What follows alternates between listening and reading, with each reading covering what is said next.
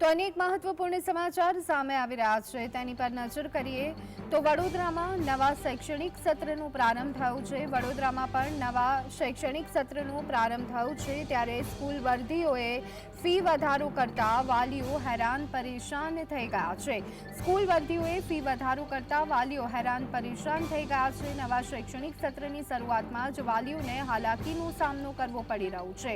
વડોદરામાં પણ નવા શૈક્ષણિક સત્રનો પ્રારંભ થયો છે પરંતુ સ્કૂલ અને વેન ચાલકો દ્વારા એકાએક ભાવમાં વધારો કરવામાં આવતા આખરે વાલીઓ જે છે તે હેરાન પરેશાન બનતા જોવા મળી રહ્યા છે। એક તરફ કહી શકાય કે જે શિક્ષણ છે તેનું તો ખાનગીકરણ આપણને જોવા મળી રહ્યું છે પરંતુ તેની સાથે સાથે હવે સ્કૂલ વેન અને રિક્ષા ચાલકો જે છે તેઓએ પણ તેમના ભાવમાં 2 ગણાનો વધારો કરી દીધો છે। ત્યારે વાલીઓ આખરે જાય તો ક્યાં જાય તે વાત અત્યારે હાલ સામે આવી રહી છે કારણ કે એક બાજુ સ્કૂલની ફીમાં વધારો થઈ રહ્યો છે, યુનિફોર્મ કે જે બાળકોને પહેરાવવામાં આવતા હોય છે તેમાં વધારો થઈ રહ્યો છે તો સાથે સાથે શૈક્ષણિક જે ચીજ વસ્તુઓ રહેતી હોય છે, પુસ્તકો રહેતા હોય છે તેના ભાવમાં પણ વધારો થયો છે। તો હવે બાકી રહેતું હતું તો સ્કૂલ વેન અને રિક્ષા ચાલકોએ પણ ભાવમાં વધારો કરી દીધો છે।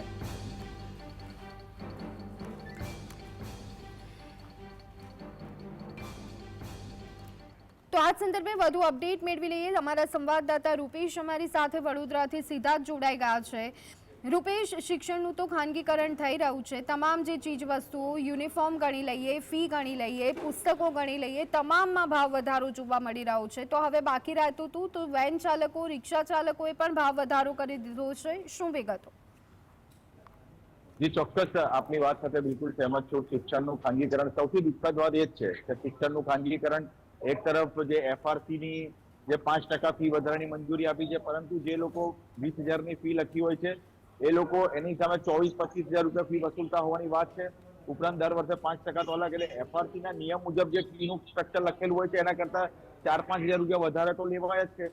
અને ઉપરાંત ચારેય બાજુ તમે જોવા જાઓ તો દરેક સ્કૂલમાં 5,000 વિદ્યાર્થીઓ વધારે ભણતા હોય એટલે શાળા વિચાર કરી શકો છો કે જો 4,000 થી 5,000 રૂપિયા વધારે ઉઘરાવતી હોય તો 4,000 થી 5,000 વિદ્યાર્થીઓ શાળામાં ભણતા હોય તો કેટલા રૂપિયાની સ્કૂલને આવક થાય, સૌથી મોટી મહત્વની વાત છે। એટલે સરકારે એવું કરવું પડે કે ટોટલ આ લોકોની ઇન્કમ પ્લસ એ લોકોના એક્સપેન્ડિચર અને ત્યારબાદ જે પૈસા મળે એના પર ટેક્સ લગાડવો જોઈએ તો આ લોકોને ખબર પડે તો એ પૈસા સરકારે પોતાની પાસે જમા લઈ લેવા જોઈએ કે ભાઈ તમને વધારાના 10-20% તમારી સ્કૂલ દીઠ તમને વાપરવાના મળશે અથવા તમારા એક્સપેન્ડિચર અથવા તમારું જે ઇન્ટરેસ્ટ ભરવાનું છે। આ ઉપરાંત એટલા બધા પૈસા આ લોકો પાસે વધે છે, બચે છે। સરકાર આ લોકોને માલેતીદાર બનાવી રહી છે પરંતુ આ લોકો શાળા સંચાલકો લૂંટફાટ કરી રહ્યા છે। એમના પર જ કંટ્રોલ લાવવો જરૂરી છે અને એફઆરસી બનાવ્યું છે, એફઆરસી માત્ર કાગળ પર હોય એવું લાગે છે। અત્યાર સુધી એવા કોઈ ઠોસ પગલા નથી લીધા બેન કે જેનાથી એવું કહી શકાય અને અધૂરમ પૂરું બાકી છે। તો આજે સ્કૂલો દ્વારા એક પત્ર જે છે બહાર પાડીને વાલીઓને ભરાવવામાં આવી રહ્યા છે કે એમનો ચાઇલ્ડ કેવી રીતે આવશે,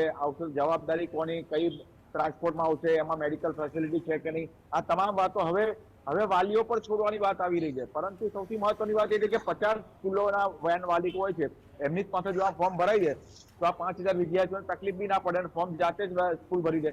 પરંતુ સ્કૂલ હવે છટકબારી શોધી રહી છે અને છોડી રહી છે વાલી પર કે તેમનો વિદ્યાર્થી કેવી રીતે આવશે, શું કરશે, કેમ, એની જવાબદારી કોની, એ બધી જ વાત જે છે એ હવે શાળા સંચાલકો ફોર્મ ભરાઈ રહ્યા છે। એટલે આ એક પછી એક જે નવી વાતો બહાર આવી છે, જવાબદારી લેવા ખાલી લોકોને પૈસા ઉઘરાવો છે, જવાબદારી લેવા કોઈ તૈયાર નથી, એ સૌથી મહત્વની દુઃખની વાત છે। જી આભાર રૂપેશ, અમારી સાથે જોડાવા બદલ અને સમગ્ર માહિતી આપવા બદલ। તો વડોદરામાં જ્યારે હવે નવા શૈક્ષણિક સત્રનો પ્રારંભ થયો છે ત્યારે એફઆરસી માત્ર નામની હોય તેવું જોવા મળી રહ્યું છે। એક તરફ આપણે જોઈ રહ્યા છીએ કે શાળાઓ પણ ફીમાં તોતિંગ વધારો કરી અને બેઠી છે તો સાથે સાથે જે તમામ પુસ્તકો છે, યુનિફોર્મ છે તેના ભાવમાં પણ વધારો જોવા મળી રહ્યો છે। એક્સ્ટ્રા એક્ટિવિટીના નામે શાળાઓ તરફથી મસમોટી ફી ઉઘરાવવામાં આવે છે ત્યારે હવે વેન ચાલકો અને રિક્ષા ચાલકોએ પણ જે ભાડું છે તેમાં એકાએક વધારો કરી દેતા વાલીઓ આખરે મુશ્કેલીમાં મુકાયા છે। વાલીઓ કહી શકાય કે મોંઘવારીનો સામનો તો કરી રહ્યા છે પરંતુ સાથે સાથે હવે બાળકને ભણાવવું એ પણ મુશ્કેલ બની રહ્યું છે। સરકારી શાળાઓમાં જે બી સુવિધાઓ જોઈએ તેનો અભાવ જોવા મળતો હોય છે ત્યારે હવે ના છૂટકે બાળકોને ખાનગી શાળામાં મૂકવા એ કદાચ વાલીઓની મજબૂરી બની ગઈ હશે પરંતુ તેની સાથે સાથે મસમોટી ફી અને વેન ચાલકો, રિક્ષા ચાલકોનો ભાવ વધારો આપવા માટે વાલીઓ મજબૂર બનેલા જોવા મળી રહ્યા છે।